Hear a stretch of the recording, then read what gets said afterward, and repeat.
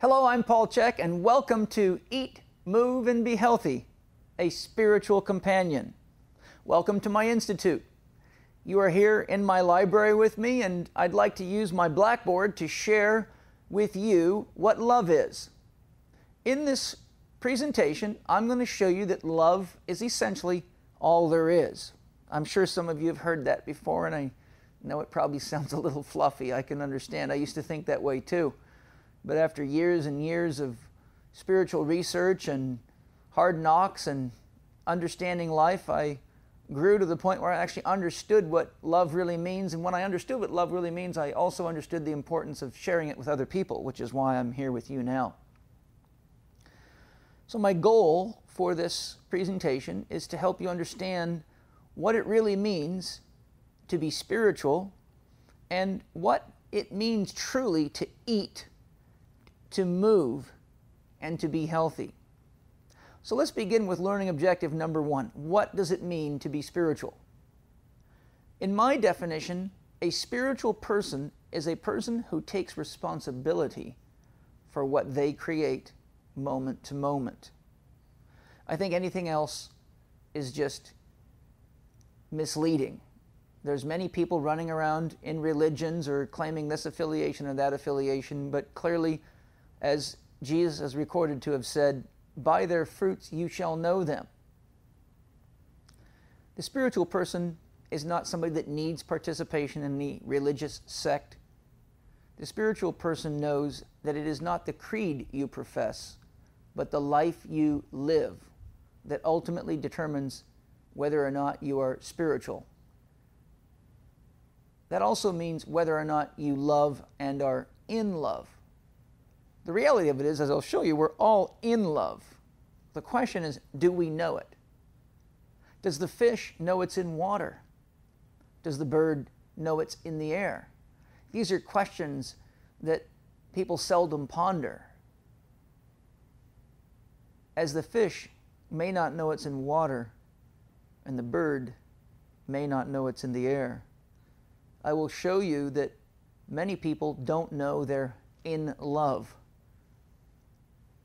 For those of you that understand what the term God means, which in my use of the term simply means all, capital A-L-L, love is God. I want to make a distinction.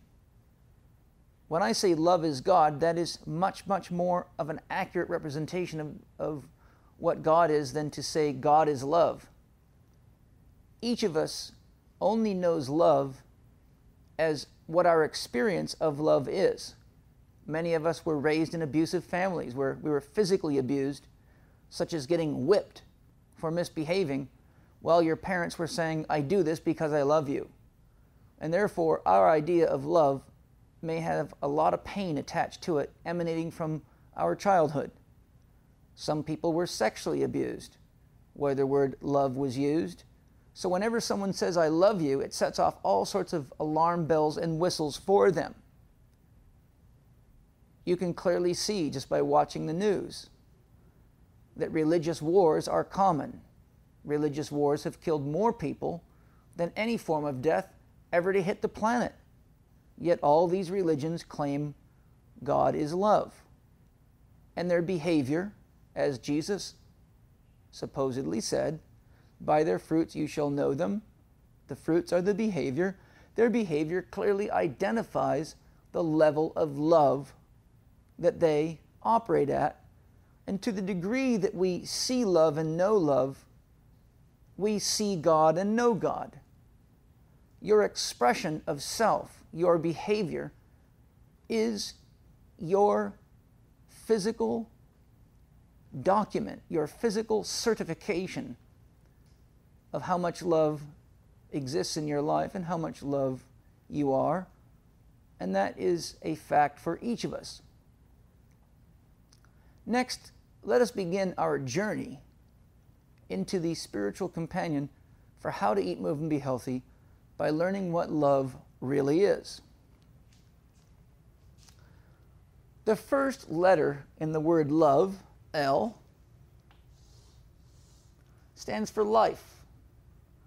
And life is something that you live. Anybody that's alive is living. So life is what you live. O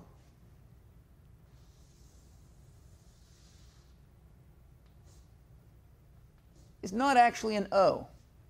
It's a 0 or a neutral sign in electronics.